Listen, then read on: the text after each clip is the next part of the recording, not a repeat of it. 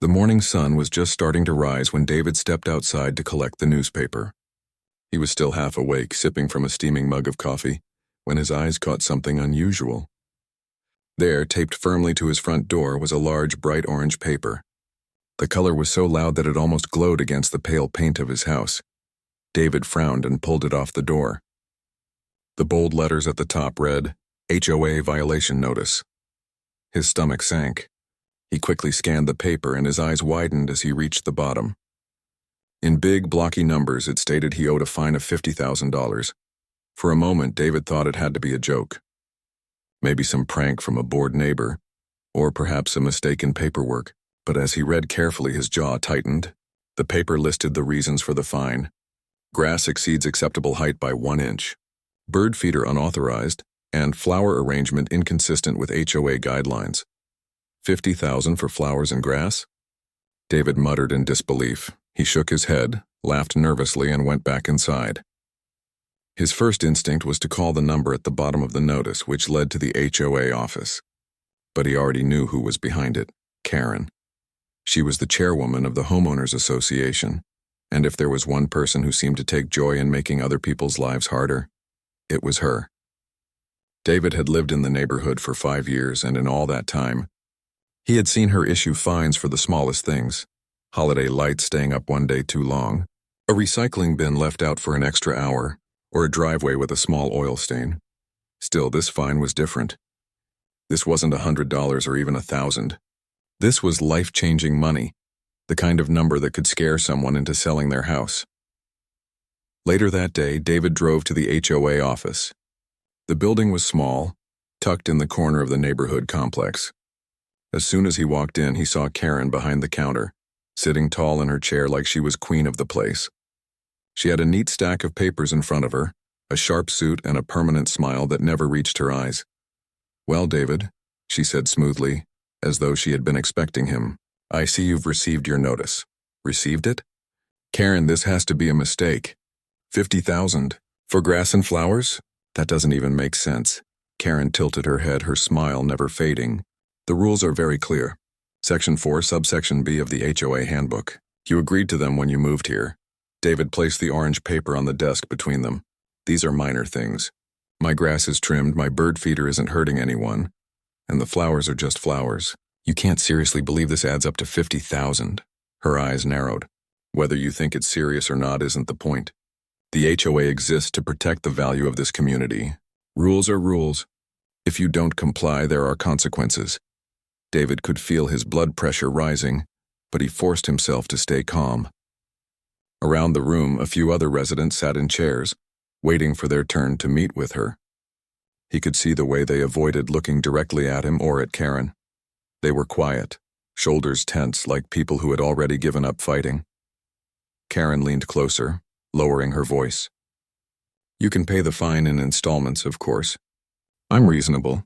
But if you refuse, I'll have to escalate the matter. Legal action. Property seizure. You wouldn't want that, would you?" David's jaw clenched. He thought about his modest home, the place he had worked years to afford, the place he had repaired with his own hands. The idea of losing it because of a bird feeder was almost laughable, except Karen's tone made it clear she wasn't joking. "I'm not paying this," David said firmly, standing tall. "And if you think you can take my home over flowers and grass, then go ahead and try." A hush fell over the room. Even the residents waiting in the corner looked up, surprised that someone had spoken to her like that. Karen's smile finally slipped just for a second. "Very well," she said coldly, straightening her papers. "But don't say I didn't warn you. The board meets tomorrow evening. You may attend if you wish. I'll be presenting your case publicly." David grabbed his paper, gave her one last look, and walked out of the office. His heart was pounding, not from fear but from anger. He knew she was bluffing, trying to scare him into submission. Yet as he walked back to his car, he couldn't ignore the looks on his neighbors' faces. Some looked worried. Others looked almost hopeful. It was as if they were silently cheering for him to stand his ground. And for the first time, David realized that maybe he wasn't just fighting for himself. That night, as he sat at his kitchen table staring at the orange notice, he made a decision.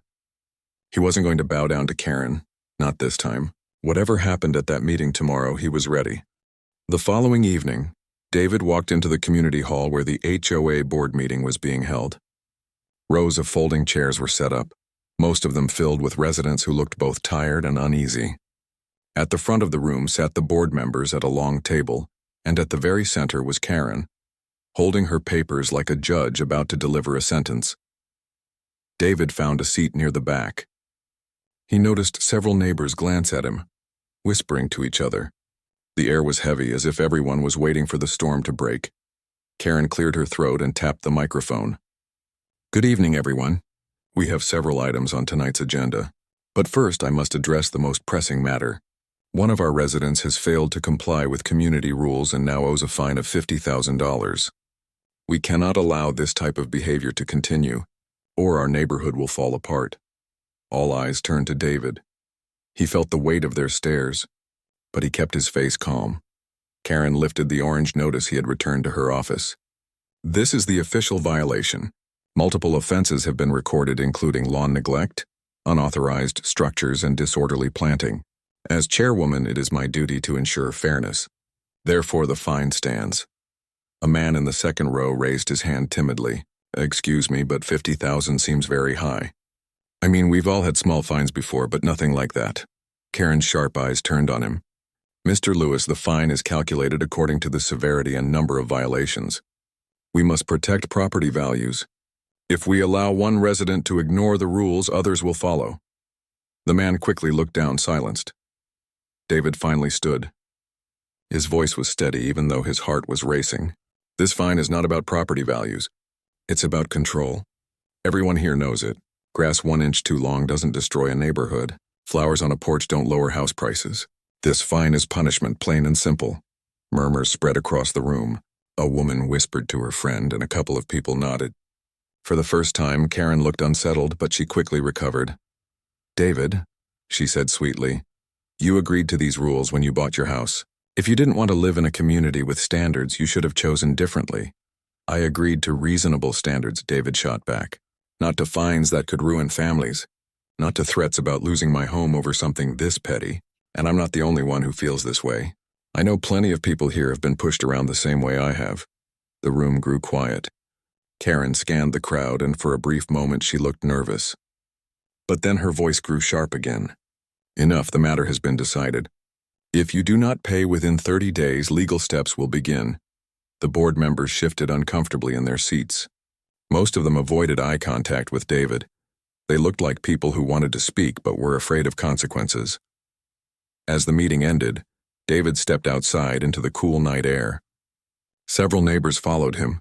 One of them, a middle-aged man named Frank, approached quietly. "You were brave in there," Frank said. "Most of us gave up a long time ago. Karen has fined my family so many times I lost count.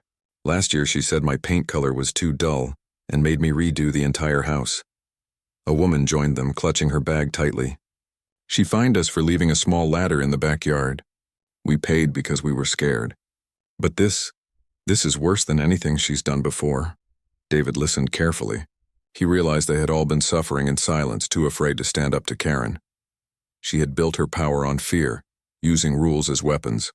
"Why didn't anyone fight back?" David asked. Frank gave a bitter laugh. "She always threatens legal action. Most of us don't have the time or money to deal with that, so we pay. We complain in private, but no one dares speak in public. Until tonight." David looked at the small group forming around him. Their voices were quiet, but their eyes carried a spark of hope. For the first time, someone had said out loud what they all felt. As he walked back home, David thought about Karen's words. She wanted him to believe he had no choice, that the rules were unbreakable. But rules should make life fair, not unbearable. He knew she was counting on him to give in, just like the others had. When he reached his porch, he paused to look at his flowers. Bright red and yellow, they had been planted by his late mother years ago. Every time he saw them, he felt a piece of her still with him. The thought of someone trying to erase that for money filled him with determination. He sat down at his table, pulled out a notebook, and began writing. If Karen wanted a fight, she would have one. But this time he wouldn't be standing alone. The neighborhood looked peaceful from the outside. The lawns were neatly trimmed, the driveways spotless, and every mailbox stood straight and identical. But under that picture-perfect surface, tension ran deep. Everyone knew Karen's name, and most people avoided crossing her. David had spent the past few days going about his routine, but his mind kept circling back to the meeting. The way people had nodded when he spoke, the way their eyes had shown relief, almost as if he had voiced something they had wanted to say for years. On Friday evening, he heard a knock at his door. When he opened it, Frank stood there holding a small box of tools. "Just thought I'd return these," Frank said quickly, glancing around the street before stepping inside. "But really, I wanted to talk." David poured him some coffee and they sat at the kitchen table. Frank leaned closer, lowering his voice. "You know, Karen's been doing this for years. She scares people with talk of lawyers and property seizure. I've seen families move out because of her. They couldn't handle the constant harassment." David frowned. "That's exactly why she keeps winning. Everyone's too scared to push back." Frank nodded. "That's why I came here. I think people are ready for a change. They're tired of being silent. If someone like you leads, they'll follow." Later that night, another knock came. This time, it was the woman who had spoken to David after the meeting. Her name was Linda. She clutched a folder in her hands. "I know I should not be here," Linda whispered, "but I can't stay quiet anymore. Look." She opened the folder to reveal copies of old violation notices. Some were for leaving a garden hose on the lawn, others for children's toys visible in the yard. Each came with a hefty fine. "She fined us every month for something new," Linda said, her eyes tired. "We paid thousands. My husband wanted to fight, but she threatened court. We couldn't risk it." David studied the papers, shaking his head. "This isn't about community standards. It's about power." By the end of the week, more neighbors started to visit David quietly. A retired couple confessed that Karen once fined them for having birdhouses, claiming they attracted pests. A young family explained she threatened them when their kids left bicycles outside. One by one, they shared stories of frustration and fear. Each time, David listened carefully, taking notes.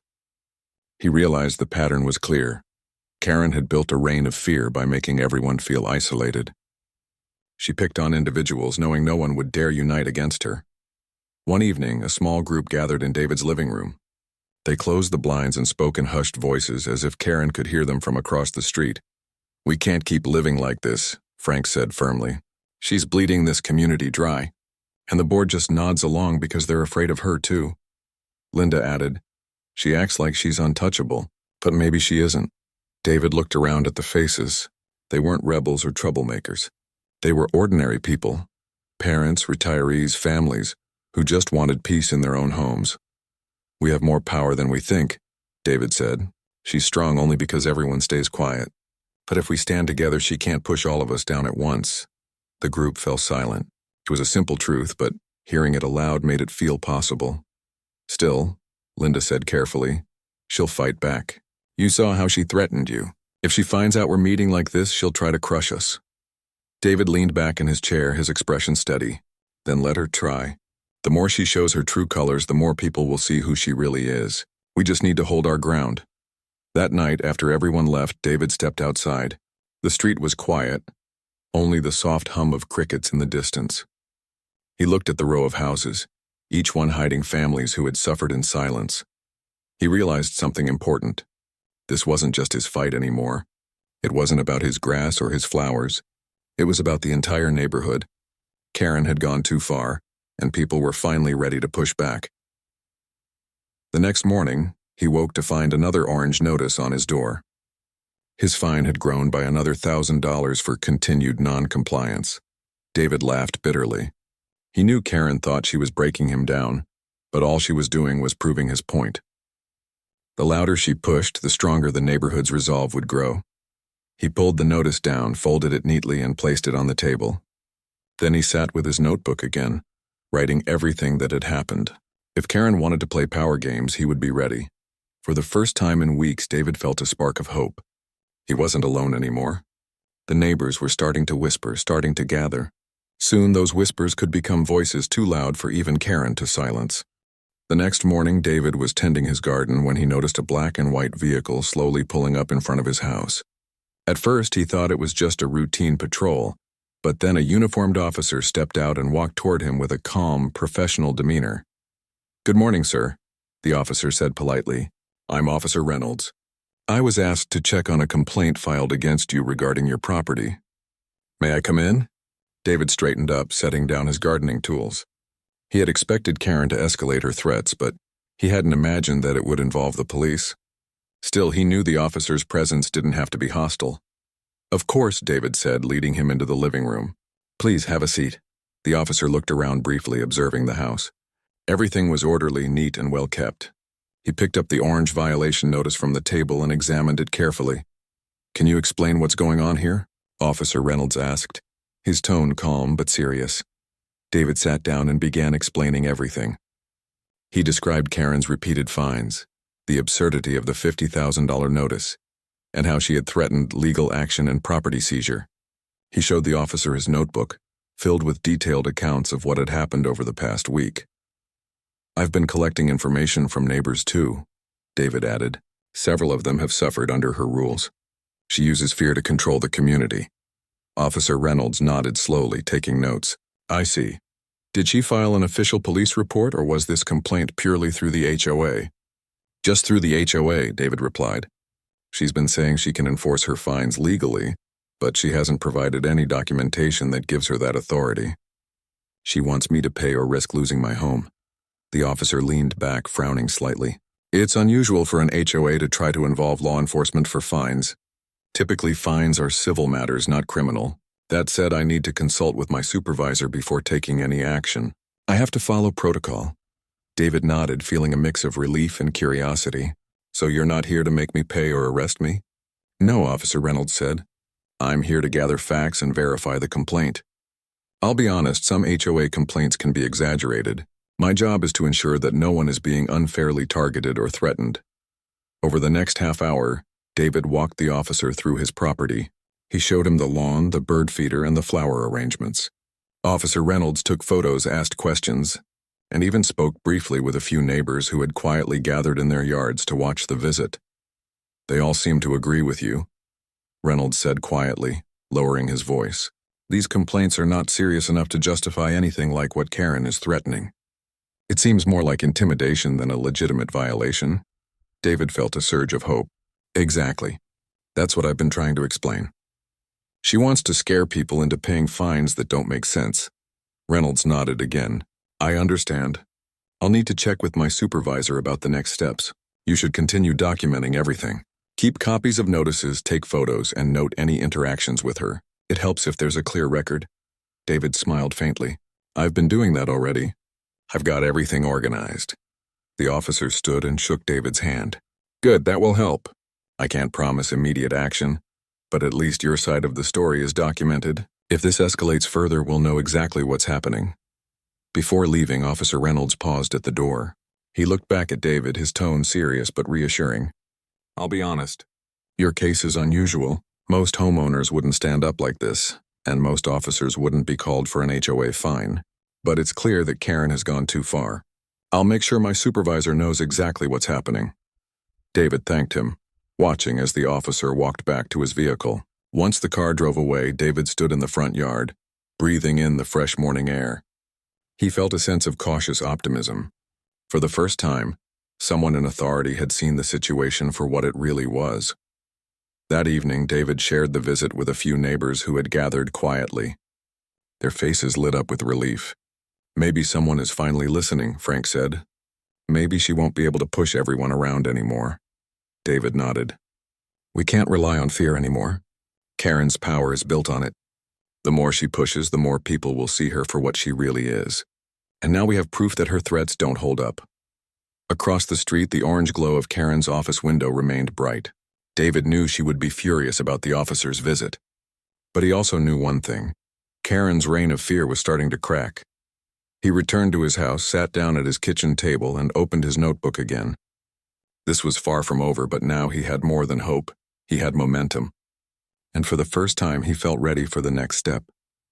The following week, David noticed a subtle shift in the neighborhood.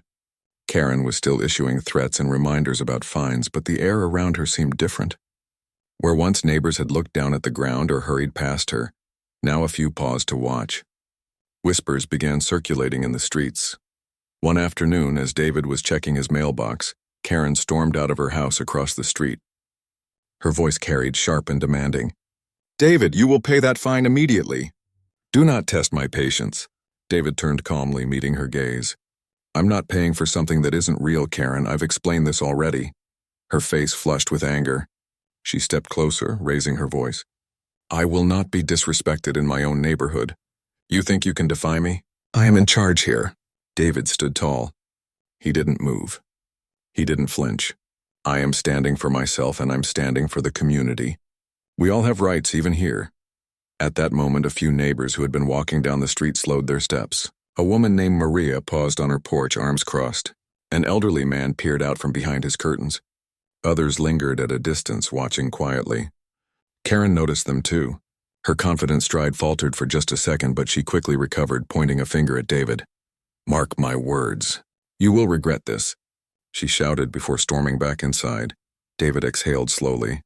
That was the first time he saw her falter. For years she had ruled the neighborhood with fear, relying on silence and isolation. But now, the subtle glances, the hesitant whispers from neighbors, were starting to show her that control was not absolute. Later that evening, a small group of neighbors met at David's house. Word had spread quietly about Karen's visit and the officer's involvement. The neighbors felt emboldened. We can't keep letting her scare us, Frank said firmly, placing his hands on the table. She's using these fines to control everyone. It's time someone stood up, Linda nodded. David, you showed us that we don't have to be afraid. But what can we do? She's still the chairwoman and most of the board supports her. David leaned forward. We don't have to fight her alone. We can document everything, gather evidence, and show the truth. The more people realize she's unfair, the weaker her power becomes. We have to stay calm and organized. A younger neighbor, Emily, spoke softly but determinedly. I've seen her bully families for years. She fines people for the smallest things and threatens them with legal action.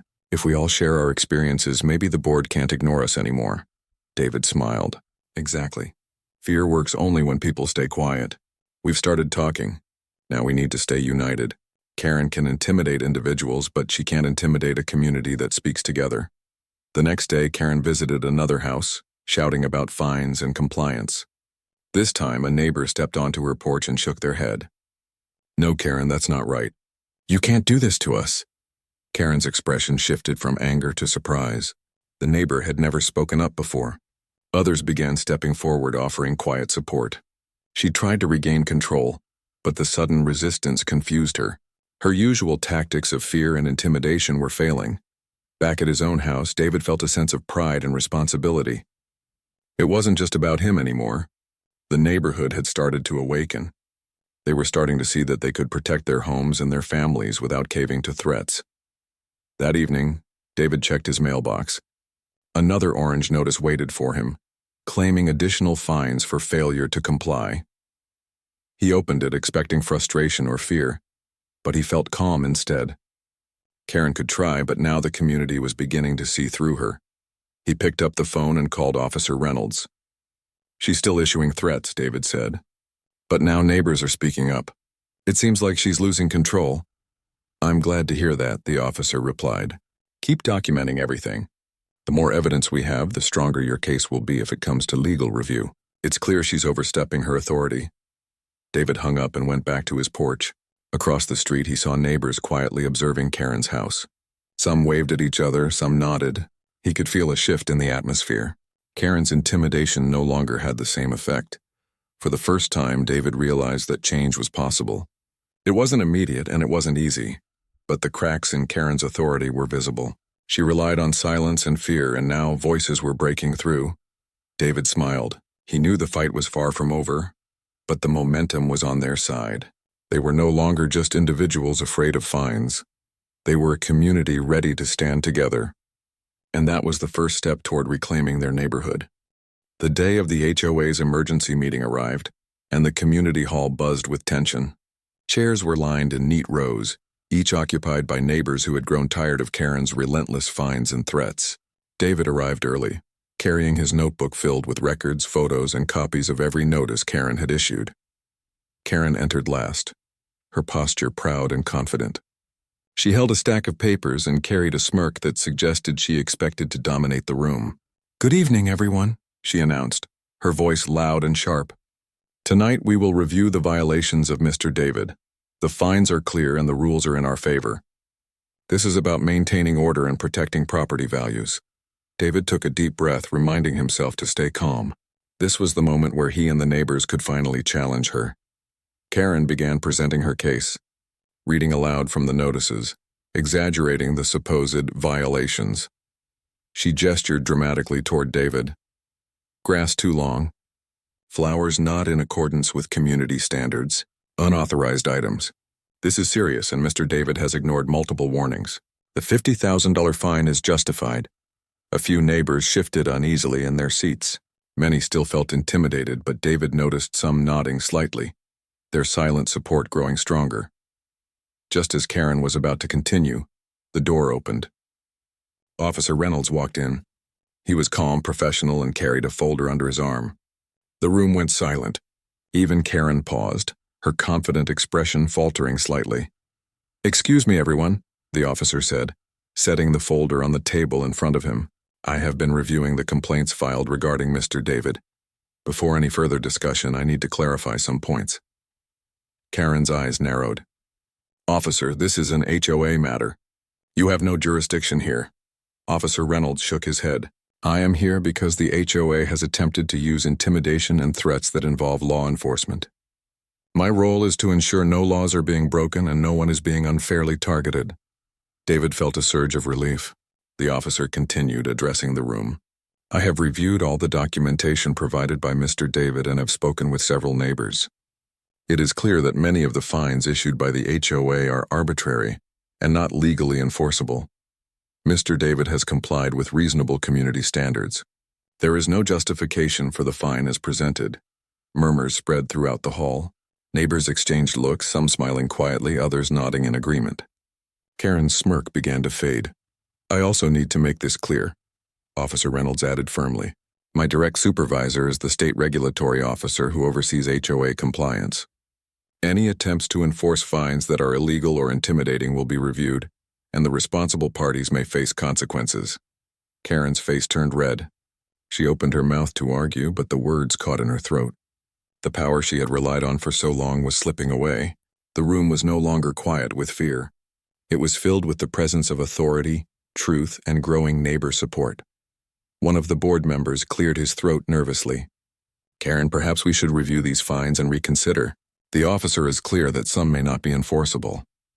Karen waved her hands, trying to regain control. "This is ridiculous. I am in charge of this community. I decide what is fair and necessary." Officer Reynolds looked directly at her. "Authority does not give someone the right to intimidate or issue arbitrary fines. Your actions have caused distress to multiple residents and overstepped legal boundaries.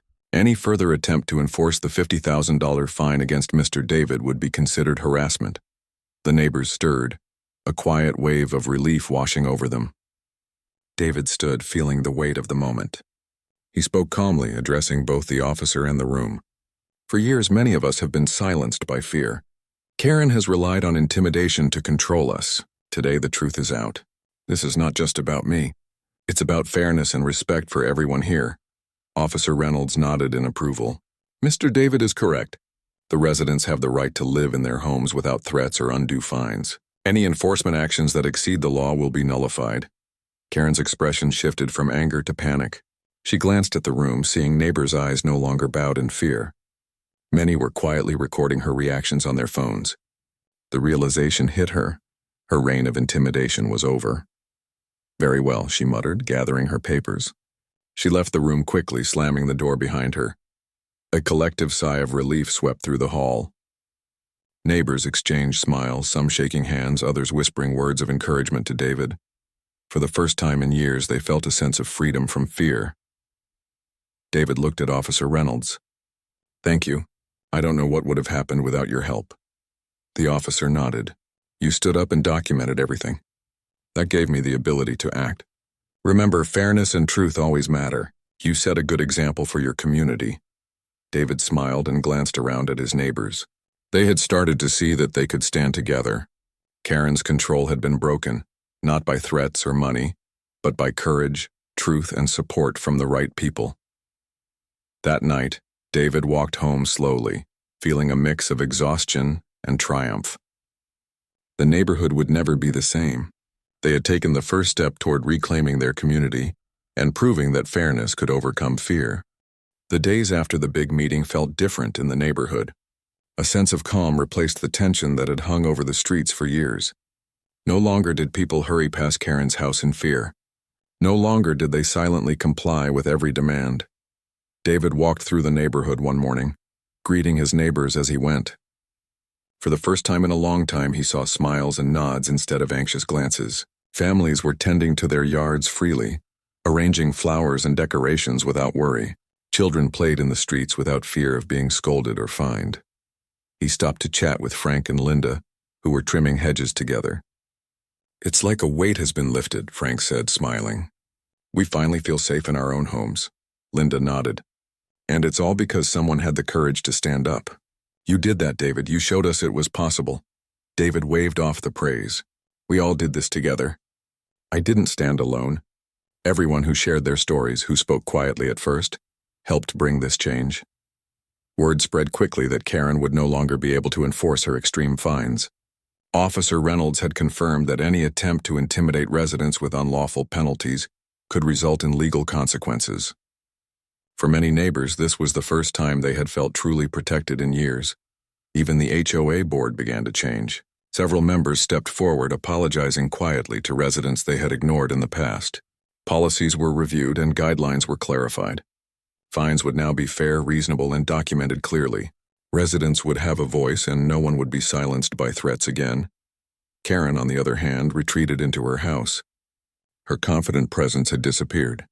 For the first time, she faced a community that would no longer bow to her. The authority she once wielded with fear was gone. People continued their daily lives without looking over their shoulders, and she could no longer control them. One Saturday afternoon, the neighborhood held a small gathering in the community park. It was informal, a way to celebrate their freedom and unity. David helped set up tables and chairs, and neighbors brought food and drinks. Children ran around playing games, laughter filling the air. Frank raised a glass of lemonade. "To David," he said, "for standing up for all of us." Everyone cheered and clapped. David felt a mixture of humility and pride. He had only done what he thought was right, but it had inspired others. Together, they had restored fairness and balance to their community. Maria, one of the neighbors who had been quiet before, came up to him. "I never thought we could do it. But seeing everyone stand with you, it gave me courage. Thank you for showing us that fear isn't stronger than truth." David smiled warmly. "Thank you for trusting that we could make a difference. That's how change happens, not alone, but together." As the sun began to set, David walked back to his home. His yard looked more beautiful than ever, with flowers blooming and grass neatly trimmed. It wasn't just the physical appearance that had improved. The neighborhood itself felt lighter, happier, and more connected. That evening, David received a call from Officer Reynolds. "I wanted to let you know that everything is officially documented. Karen will no longer be able to impose unreasonable fines or intimidate residents. Your community has a fair path forward." David thanked the officer, feeling relief wash over him. The fight had been stressful, exhausting, and sometimes overwhelming, but it had worked. Justice had been served, and the neighborhood could finally thrive without fear. In the days that followed, neighbors began helping each other more openly. They shared tips for maintaining their yards, organized small events, and supported each other with repairs or chores. The sense of community, once hidden under fear, was now visible and strong. David stood on his porch one evening, looking across the street at the rows of homes. He saw families waving, children running, and neighbors chatting freely. The orange notices were gone, replaced by laughter, conversation, and the ordinary peace of a well-loved neighborhood. He thought back to the moment he had first received that outrageous fine. At the time, it had seemed impossible to fight, but he had discovered that courage, truth, and unity could overcome fear. The neighborhood had learned that together, they were stronger than any single person's control. And for the first time in years, David felt completely at peace in his own home, surrounded by neighbors who were no longer afraid but empowered. The victory belonged not just to him, but to everyone who had found their voice and stood together. The sun dipped below the horizon, casting a warm glow over the neighborhood. David smiled, knowing that life in their community had changed forever for the better.